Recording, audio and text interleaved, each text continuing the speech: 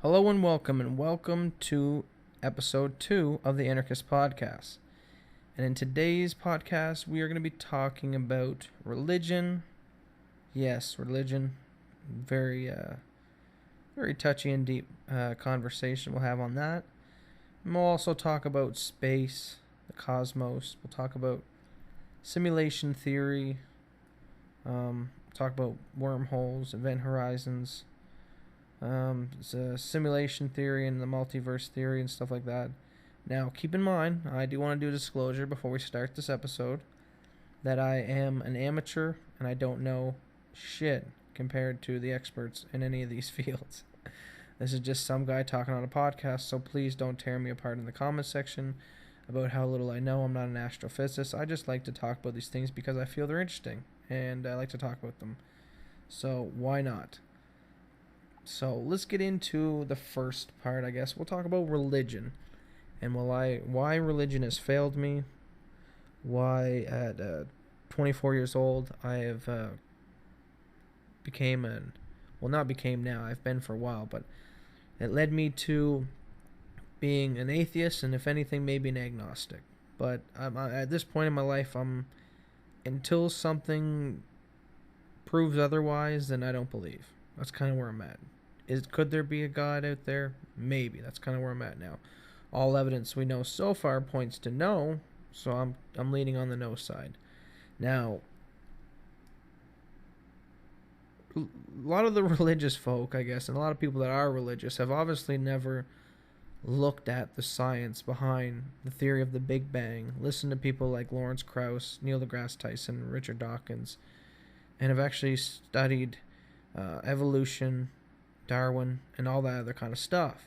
Because if they did study those things, well, their religions would start to corrode away right away just by studying those. But then there are some though out there that are actual scientists, believe it or not, and still believe in a God. So, but majority of the population of Christians and stuff like that, or other kind of religious folks, I feel that haven't really took the time out to look at the sciences, because if you looked at it, it would disprove a lot of things. But we're just going to disprove, and we're going to go through some of the beliefs that some of these religions talk about. And I'm going to mainly focus on Christianity and Jesus Christ and God and all that kind of crap, that aspect, Western religions, because it's what I was growing up with and know more about.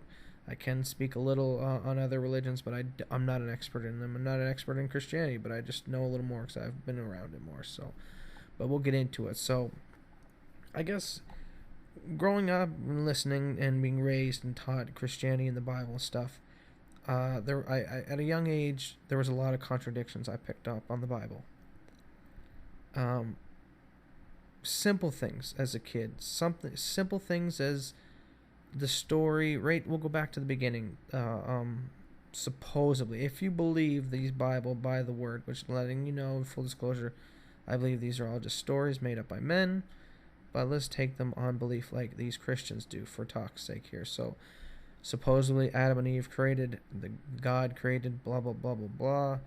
And we'll get into where I run into major contradictions right at the beginning of the Bible. So, supposedly God creates this fruit of knowledge, whatever you want to call it, whatever, if it's metaphorical or not, tells the first human beings on earth not to do something. Let's say it's not to eat nothing. Let's say it's metaphorical, whatever, not to do something. And they do it anyway, and that creates the first sin. So here's my major contradiction in itself. At the very beginning, I draw issue with religion, because here a God created us infallible, but then tortures us for in eternity for being fallible and sinning and doing bad things. So right away, I was like, okay, well, how can he get mad at us for if he designed us this way? So that's a major issue I have with religion right at the beginning. God created us, therefore created sin. Why the hell did he do that? And the religious folk will say, well, it's for free will. Well, what has free will brought us? If it's brought us war, cancer, pain, suffering, and murder, and all the other things, rape, and I don't think it was worth it.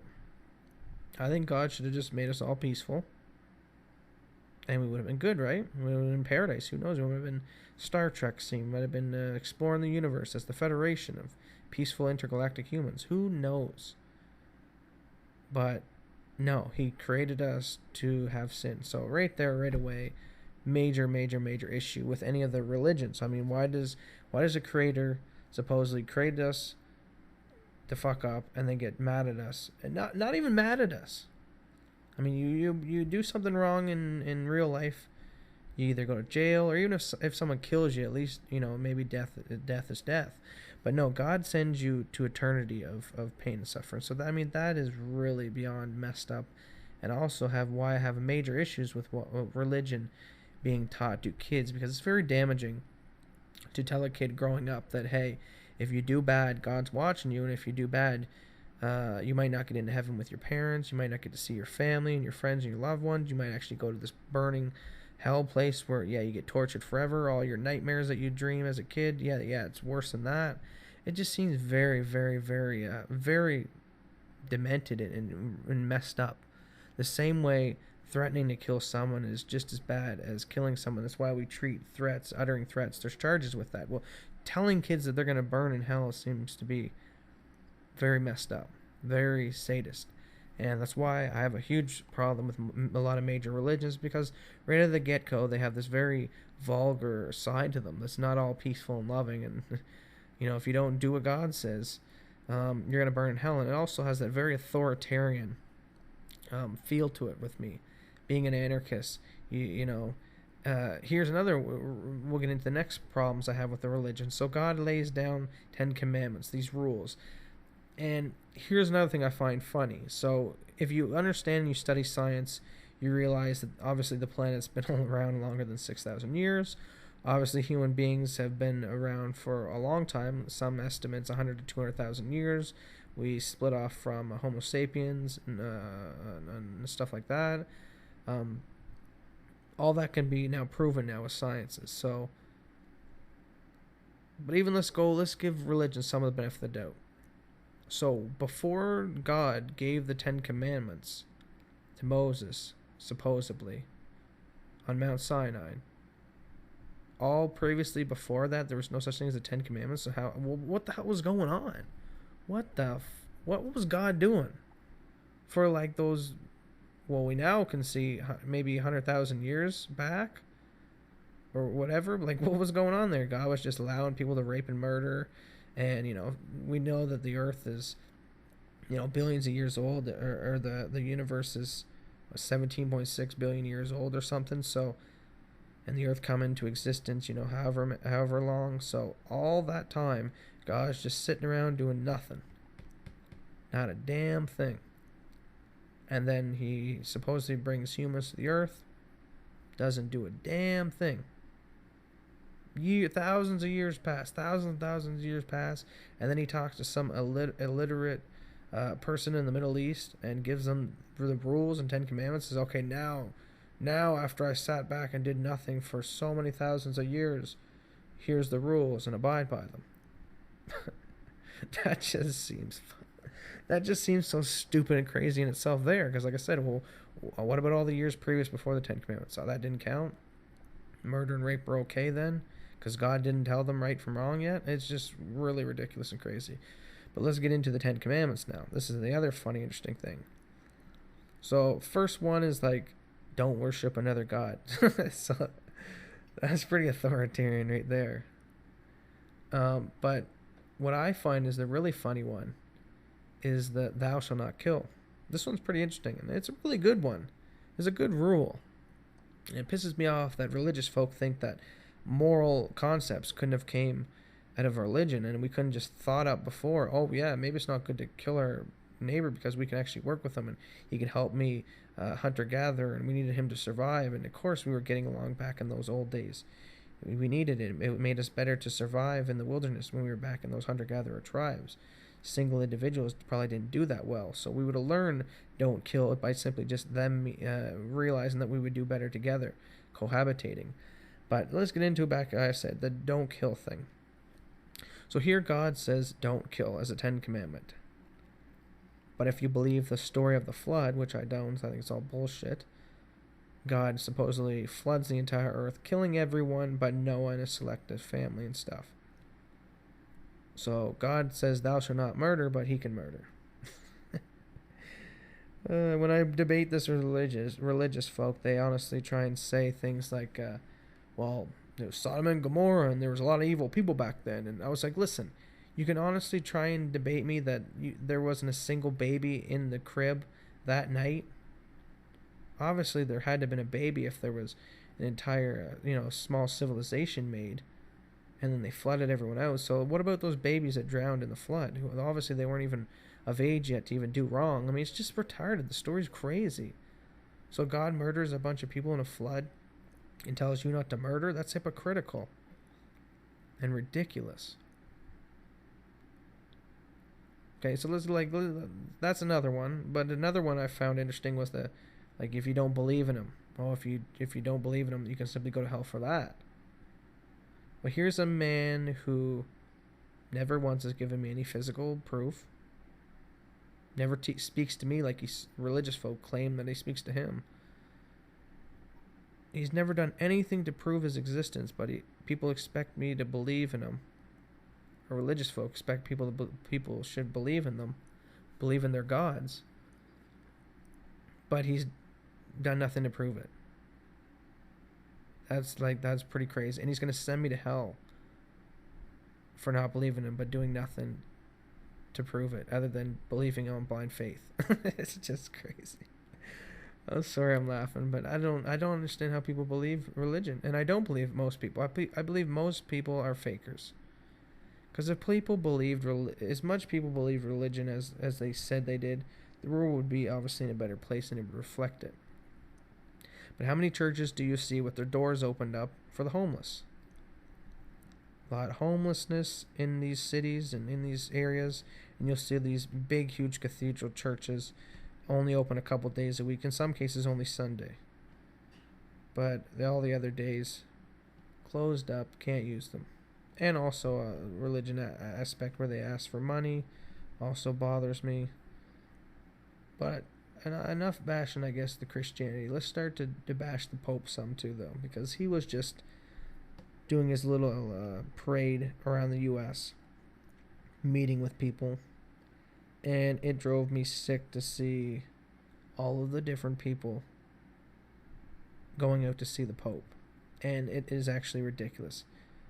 The Pope is a disgusting human being, and the fact that this man, I mean, let's just look at the Catholic faith and what we're supposed to believe here, that the Pope is the path to God, that God speaks directly through him, nobody else, in the Catholic religion.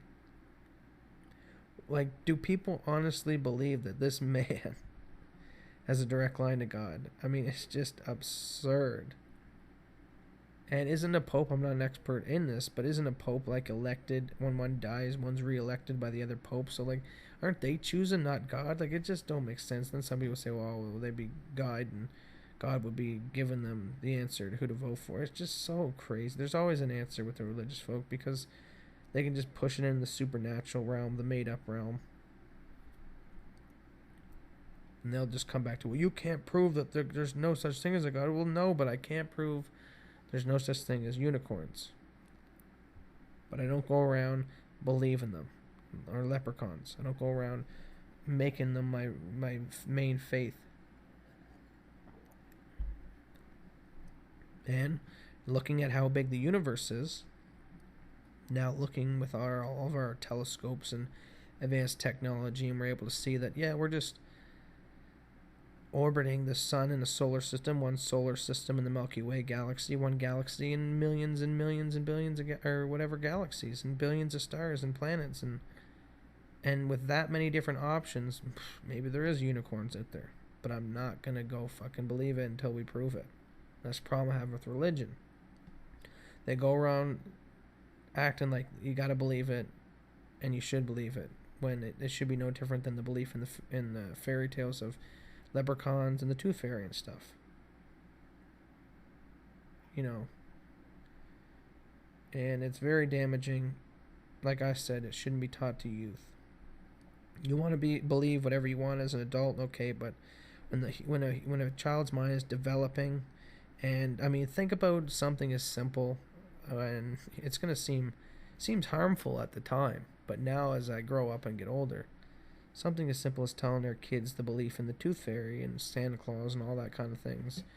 Well, I guarantee if any of you listening to this were told those fable stories, that when you come down stairs as a young kid, maybe 5, 6 year old, and you've seen all those presents underneath the trees, underneath the Christmas tree, you thought, holy shit, that fat Santa, that fat asshole, somehow went down every chimney in one night and delivered these goddamn presents. That is amazing. The sky's the shit.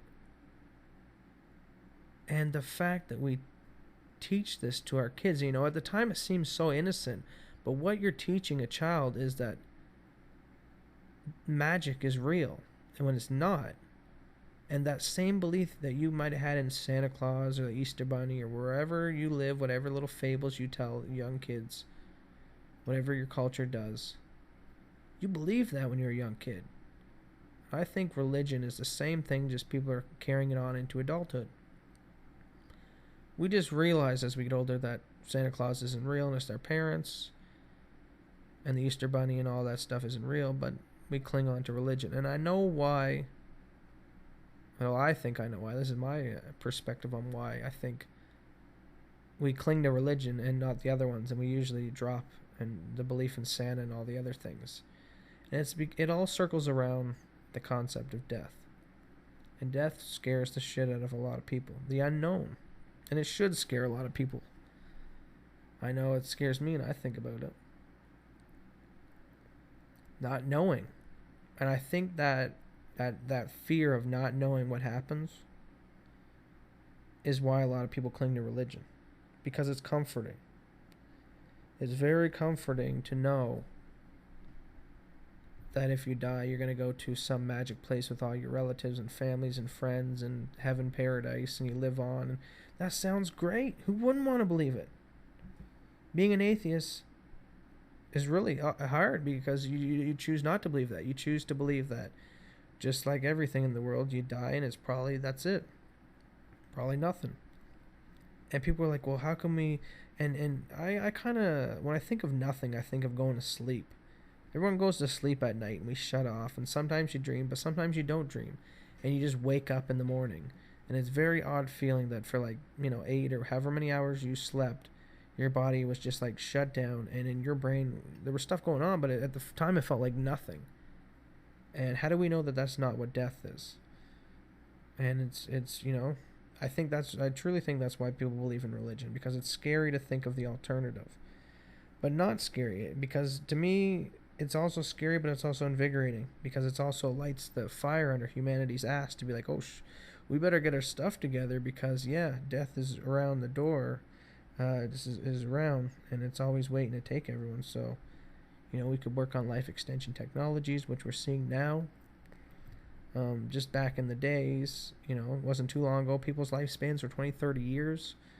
And now we're up to, people living into their hundreds. And I think if a lot of people in the world, we were more atheists in the world, the population was full of atheists, well, we would be mad hauling our asses to building stuff to make us live longer and forever, potentially. And that's, we're going to get into talking about these things next, about the concept of living forever and immortality and life extension. And I think all that stuff is really, really cool. And I hope we see it in my lifetime. It's very exciting. I couldn't imagine a more exciting time to be alive also. I really, really love the phrase, it was the best of times, it was the worst of times, because I feel that's what suits us for today. Because in a sense, it is the best times, because only within the last 100 years have we we went from trains and basically the invention of the car, was what, in the 20s or something, 20s, 30s maybe getting that wrong, but even still, let's say that time span. So literally 100 years ago, we went from horse and buggy to, we got satellite probe in Pluto, a rover on Mars, and a space station. I mean, 100 years.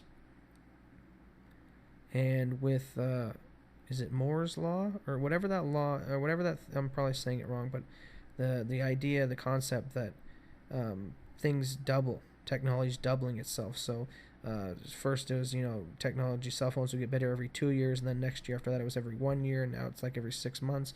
Well, that seems to be how technology progresses, not at a continual rate, but at an exponential growth rate. And that's amazing to see that in 100 years, horse and buggy to astronauts, rovers, probing other planets and stuff, we can't fathom what the next 100 years could be then at the rate we're going.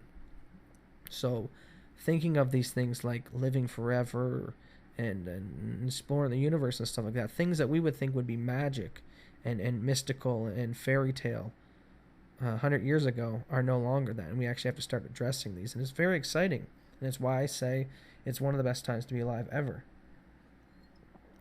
I'm talking to you guys over the airways right now, something that couldn't have been done previously throughout history. So, but with all this technology comes great downfall, and because I believe in Darwin's theory of evolution, human beings, we developed over a long period of time. Natural selection, it takes millions of years for things to get developed and stuff. And I feel that we're still, it's like 98 or something percent, 99% of the human lifespan since we've been around in human form. We've been living in, hunter or gatherer, basic, even up as recent. Nothing like the technology we have now. It's been a very simple way of life. And literally within the last 100 years, the 1% of our human existence time span just poop out of thin air. Rockets, iPhones, cars, and all this crazy stuff. And the technology's moving, I feel, excuse me, faster than our human evolution can handle. And it's making us bring into question all these things, and we're going to have to evolve fast, challenging our monkey brains and our violent tendencies when we got things like nuclear bombs and everything, and all these things that can cause so much destruction. And the waste and the growth of the human species. We're so successful now at reproducing. Before we had to fight to survive. Well, now it's easy to survive. Now it's pretty easy to survive the basics is what I'm getting at. So we have to evolve, and we have to evolve very fast. That's why I say the best of times have the worst of times, though, because this can very easily backfire. And, something could go wrong. We've seen wars happen in the past. It's not even been that long since World War II. And even right now, as we talk, I consider wars going on because we have wars in the Middle East and Russia and other countries, the United States and Canada, even bombing Syria. So we're still doing barbaric acts with technology that could destroy planets. It's very scary, and it has to be addressed. It has to be talked about. It's why I'm doing this podcast and why I want to talk about these ideas and bring them to the forefront. And it's going to be a testing time for the human species. We're either going to, I feel, destroy ourselves, knock ourselves back into the Stone Age, or maybe even worse, eradicated. Because here's another thing. People seem to think that the human species is invincible, but yet we're just another species. And scientists have all proven and shown us that, 90% of species of animals, or the number may be wrong, don't quote me on any of these, but, what I'm getting at is a lot of species of a lot of species of creatures and animals and everything, and that's all we are, is another form of an animal, have went extinct. The dinosaurs have went extinct by, whatever, if it was a meteor. So it's possible we can go extinct too. We are just another species. And this is the time where I feel we have to really, really, really get our shit together. And it's why I feel we're going through all of these struggles right now, and the world seems a little chaotic. Is because we are having to come with all these moral qualms, and we're having to move really quick, and we're having to realize, we really have to live in a harmonious way, or we can really mess our planets up and our fellow neighbors. And if only everyone thought, about the more important things, about making the human species continue to exist and thrive. And a lot of people live in the moment, but I want my great great great great great great, like, I want generations. I don't want the human race to die off. I want us to continue. And I don't think a lot of people think about that every day. They're just living their lives. Too far off to think about that, where I think we should be thinking about that. I think the human species is great. We're the only animal on the planet we know in existence in space that has created the beautiful things that we have, and we should cherish that, and we should try and make it continue. And this is where it gets to having to advance the human race, and to talk about these concepts, and to not talk about Kim Kardashian and pop culture and sports. And it's fun to enjoy all those things as guilty pleasures, as hobbies, and stuff you can do, but they shouldn't consume your life. And I see a lot of pop culture and reality and bullshit, reality TV stuff, consume people, and they make that their main issue, and not the human species survival, and all the cool things that we can look forward to in the future if done right. Excuse me. So that brings me to the next question. So let's say we do survive, though, and we get the life extensions. I want you guys to let me know in the comments section below your answer to this question too. Be interesting to hear. If you were given the opportunity to live forever, would you? And there's a lot of people out there, because I've debated with a few people, and I was surprised that actually wouldn't. There's even some religious people who said no, wouldn't. It's going against God. And I think the ability to live forever would be amazing, and I would like to have that ability, because a lot of people think, well, geez, you don't want to ever die. Well, no, I think if we had the capability of making one another live for forever as human beings, immortal, we would probably very easily have the capability to kill ourselves as well in a suicide wish. So you truly could then, in a sense, choose your death. So you could choose to be immortal or not. And I think that would be awesome. And I think 100 years is only too short. For some people it's too long, but for me it's too short. I think there's a lot we could conquer. And when you realize the vastness of space and how long it takes to travel from one star system to the other, one planet to the other, one solar system or whatever, to discover other planets and to do that kind of stuff, it takes so long that then immortality would make sense. And then things like Star Trek. See, I'm a huge Star Trek fan. I'm just going to get that out of the way too. Huge Star Trek fan. And my dream, and maybe, listen to this podcast another 50 years from down the road, I'll be completing that dream, would be to be on a spaceship with the option of immortality, probably somewhat machine and human form, and basically exploring the universe, figuring out how we got here, and using that immortality to make those vast jumps in space and travel and to explore different planets. I think that would be really, really cool. And to maybe even, what's the word for it? I forget the word, but panspermia even, I think maybe is another word for it. But basically, let's say we find a planet that has like weird looking creatures on it that are kind of monkeyish or something, but basically, or even we start our own, like we go and just spread our seed throughout the cosmos. We see other planets, we transform them and make them Earth-like with our wicked technologies, and plant seeds and start little human civilizations throughout the universes and galaxies and other galaxies and other planets. I think that would be cool. I think that'd be awesome, and I would definitely love to do it. Star Trek in real life, hell yeah. And a lot of these ideas we talk about right now may seem far-fetched, but they're not that far-fetched. And that's why I love to talk about them, because they are a possibility. And it excites me. It excites me to no degree, knowing the beautiful time to be born. If I was born 100 years ago and would have died, people that are dying maybe today, maybe not, are obviously not getting that opportunity. So I cherish my youth every day, and hopefully we see these advances. But like I said, answer in the comment section below. If you had the option to live for forever, how many of you would take it? And then that brings us to the next question, which is, how would we get to the point where we live forever? Well, there's a couple ways that I've looked at. Obviously, I'm not an expert. I'm just talking on a podcast here, just shooting the shit. But obviously, we could try and rejuvenate our human body, our biological body. So, putting in new hearts like we're doing, putting in maybe we'll learn to be able to put on new skin and put in new blood, and just keep replacing all the parts and keeping the biological body going that way.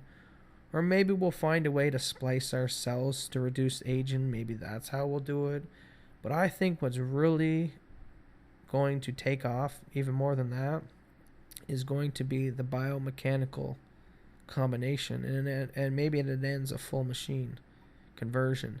I love how Joe Rogan explains it in a very eloquent way, that maybe the human species is nothing more than a caterpillar, and we're going to get into our little cocoon and burst out as a technological butterfly, being something new, like an advanced machine race or something. Because a lot of people, when they think of merging with machines, immediately start saying, no way.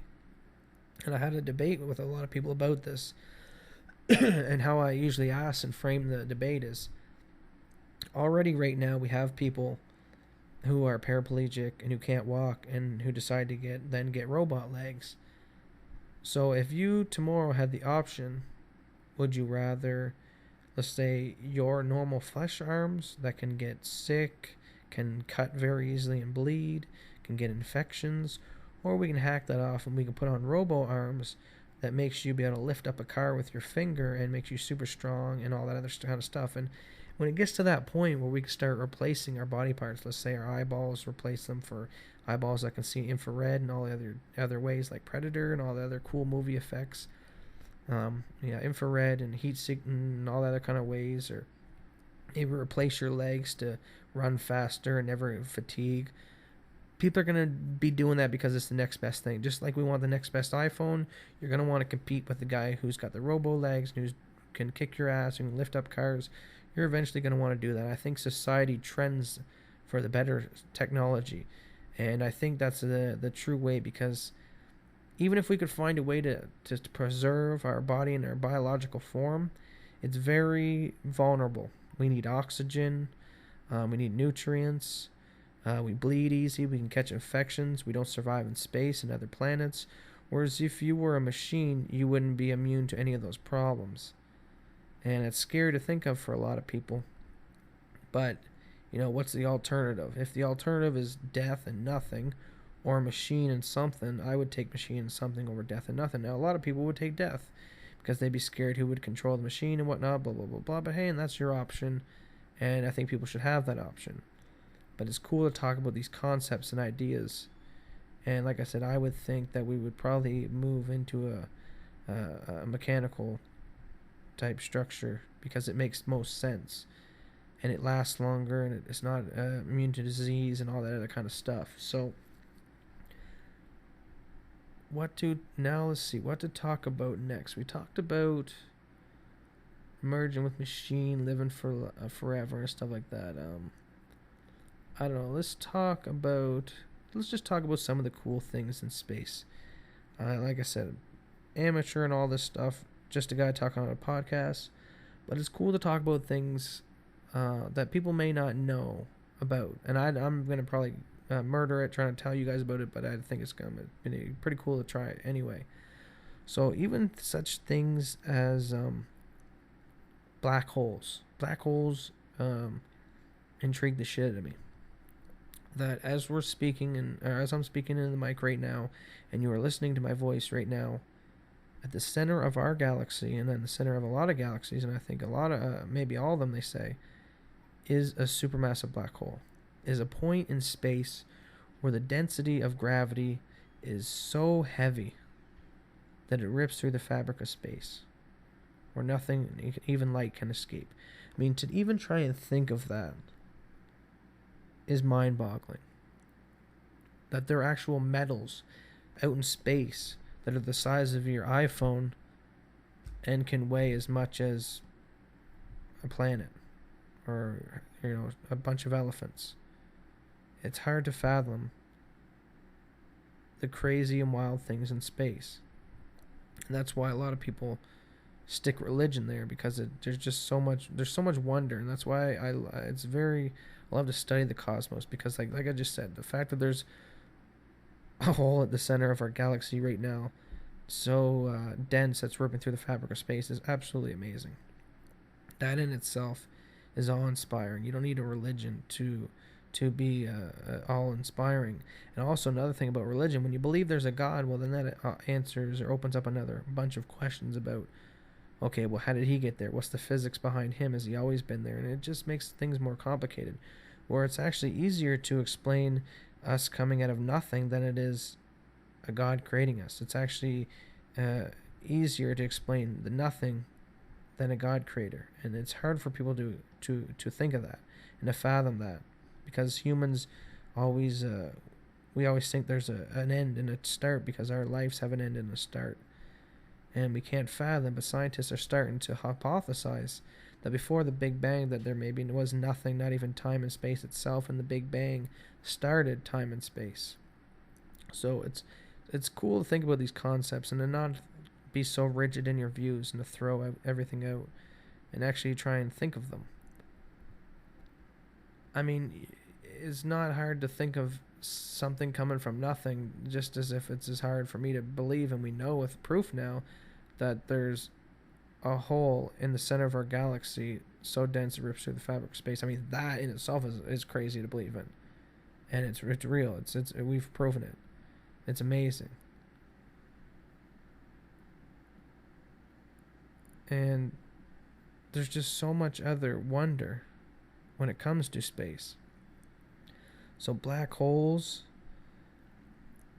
but also the concept, like I said, of maybe an existence of nothing birthing something. It's hard to believe, but that's where I'd encourage you guys to watch a lot of debates with Lawrence Krauss. He has a book on it, Something from Nothing, and it's a very interesting read.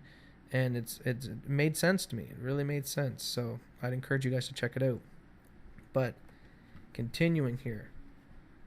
So there's also theories which I like to think about. And who knows? I just like to think of these things, because why not? It's fun to imagine and think of things. But there's also the multiverse theory, that our universe is only one in literally infinite number of universes, and there's multiple copies of ourselves playing out our lives in all different forms and ways, and in all different situations, and that's pretty hard and crazy to believe.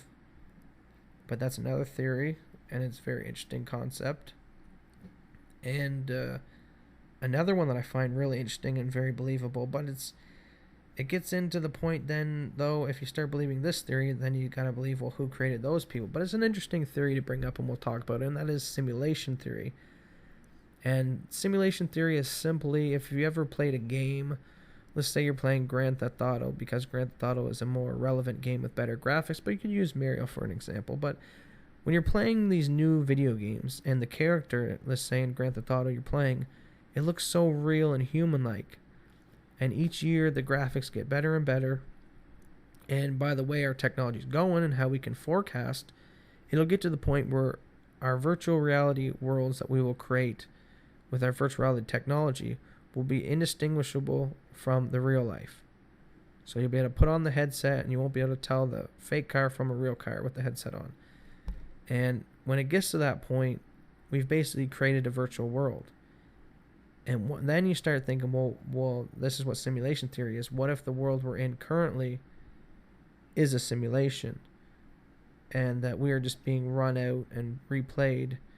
Because it makes sense. If you were a scientist and you were aliens or whoever created us, it would make sense to run out your history through simulations multiple times, just like we're running it out through the Hadron Collider and stuff, trying to figure out the Big Bang. So it could very well be that this is a simulation. But then that also brings into big major questions about, okay, well then who brought those people who are running our simulations? So yeah, I choose not to believe on that one. And the one that makes most sense to me for now is the Big Bang Theory and something from nothing probably, or the multiverse. But what also I find very fascinating, and I really like to think about really hard, because it's one of the few unsolved mysteries of space, is the concept of dark matter.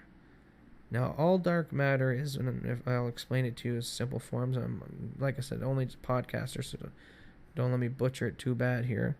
But basically, if you take all the matter out of the universe, take all the things that make me and you, that make planets up, all that kind of stuff, you take out all the cosmic rays and all the radiation and stuff in space that's invisible, you take away the effects of gravity, you take away all these things, and you're left with like nothing.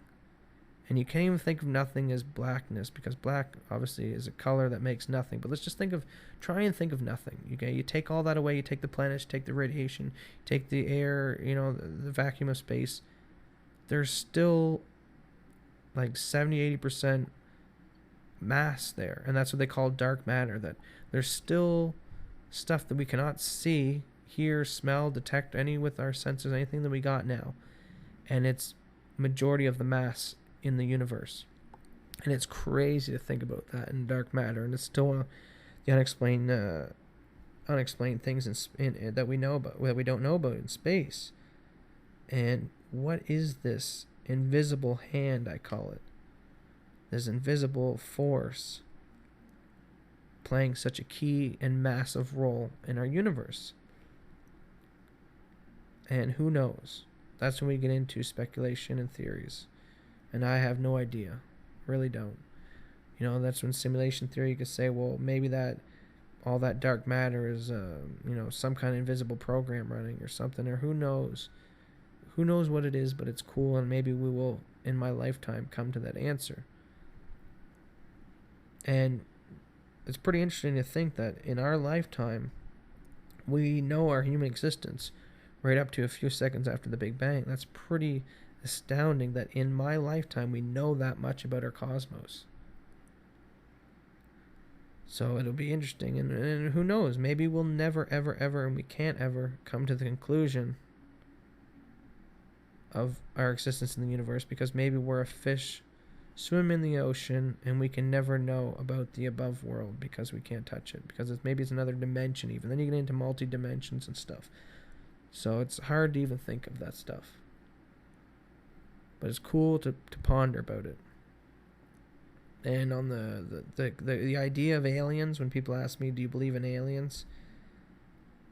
Well, it depends on what you define by an alien, is what I first asked them.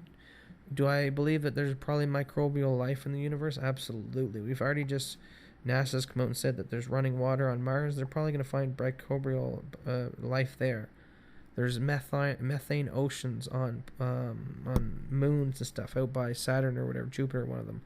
So who knows what kind of, we're carbon-based life forms, but maybe there's methane-based life forms. And because there's so many planets we've discovered now, literally billions of galaxies and billions of planets, I mean, just the sheer number, it would be a mathematical improbability for us to be the only ones. And there's probably is intelligent life out there, or aliens, or whatever you would think it may be, whether it's who knows what kind of form. And for people out there who think of, well, if there was aliens, how come they haven't found us yet? Obviously they'd be more advanced than us, and therefore they'd be able to probably see us, because we can see and discover so much about our universe. How come they haven't? And it's such a human way of thinking about things, because think about how smart human beings are and what we've accomplished, space rockets and everything like that, and then think about a monkey. Monkey is dumb as shit. Okay, monkey ain't building no rockets. But a monkey is only a slight, when on the grand scale of thing, difference in our evolution and our smartness. So if you have an advanced race of aliens that are, let's say, even 1,000 or a couple thousand or 100,000 or 1,000,000 years further along in their evolution than ours, it would be like us looking at an ant crawling around the ground and being like, ooh, that's intelligent. Like, they wouldn't even care about us. They might have looked at our planet, seen that we were fighting and blowing up drones and stuff, and be like, my God, these people are barbaric and stupid. No intelligent life there. Just continue on. So and also the sheer vastness of space. That's another reason why we may never or haven't seen aliens yet. It's just so long to get there. They'd have to have, find a way to you have to go faster than the speed of light. You have to time warp or something, or travel through time, or create a wormhole or something like that. Because if they left for our planet today, we would be dead by the time they got here. So I mean, it's so hard. And there's many reasons why we haven't found aliens yet. So, do I believe there's aliens out there? Yeah, they're mathematically, it's probably a certainty that there's aliens out there. If we were the only intelligent life in the entire universe, that would actually make me believe in a god more, because it would be so against, be such a miracle in that case then. And like I forget who said it, but one guy, scientist or someone else who said it'd be a hell of a lot of a backdrop for Earth. It's an awful lot of wasted space of nothing for to put us in this little planet. I mean, so it doesn't make sense. There probably is other aliens and life forms out there. So I don't know. We're going about 46 minutes into this podcast, number 2 of the Anarchist podcast. It's pretty interesting when we start off with religion and why it failed me and why I've become agnostic, and then we start talking about space and black holes and excuse me, and all that stuff, and why it led me, I guess. It was good to talk about the stuff after religion, because it's why I became a less religious person and more of an atheist and agnostic, because science has proven so much, and everywhere science has looked, we haven't seen so far a magic guy in the sky watching us and playing with our lives. So just keep an open mind with these things. It's always good to question, and I'd encourage any people that are religious out there, if your religion is so good and is so true, and if it's your God is right, then absolutely you can withstand questioning and can withstand scrutiny. And you should be able to come up with these answers and these questions when we debate you with these concepts. And Lawrence Krauss always says it all the time, but most religious people are atheists, and this is his quoting from him, Lawrence Krauss. So shout out for him for the quote. But he says most people, religious people, are atheists to all 99% other religions. They just choose and think that their one is the right one. Well, I only go one step forward and say that there's no God. Only one. I eliminate one more. So, people shouldn't hate on atheists so much. And I believe that when we see this anyway, that the curve towards atheism, more people are getting less and less religious. And this is just a normal trend. I've seen this happening. This was going to happen. The same way that our ancestors back when we were hominids and early humanoids and stuff, and we were starting out, and the first humans and stuff believed that thunder and lightning and stuff were the gods up in the skies. The same reason why when we look at our ancient history, they believed that Zeus and them were above the clouds because they couldn't see above the clouds. And then once we launched telescopes or space satellite probes up above the clouds, and we put planes up there, we're like, oh crap, no God out here.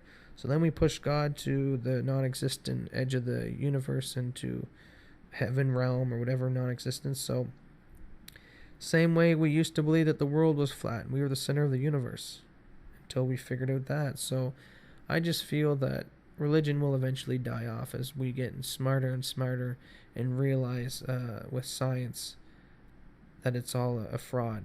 Just like we've realized that we're not the center of the universe anymore, we will eventually realize that that there is maybe no God and one creator. Now, do I condemn people that believe in it? No, believe what you want. I do get mad at people who raise kids that way, because I think a kid should be able to be an adult and have a sound mind before you can start indoctrinating them with them, just like you wouldn't want to indoctrinate them with other kind of political beliefs and means. You should indoctrinate religion into your kids, and if religion is so believable and true, then you'll have no problem teaching it to your 18-year-old boy and him making sense of it.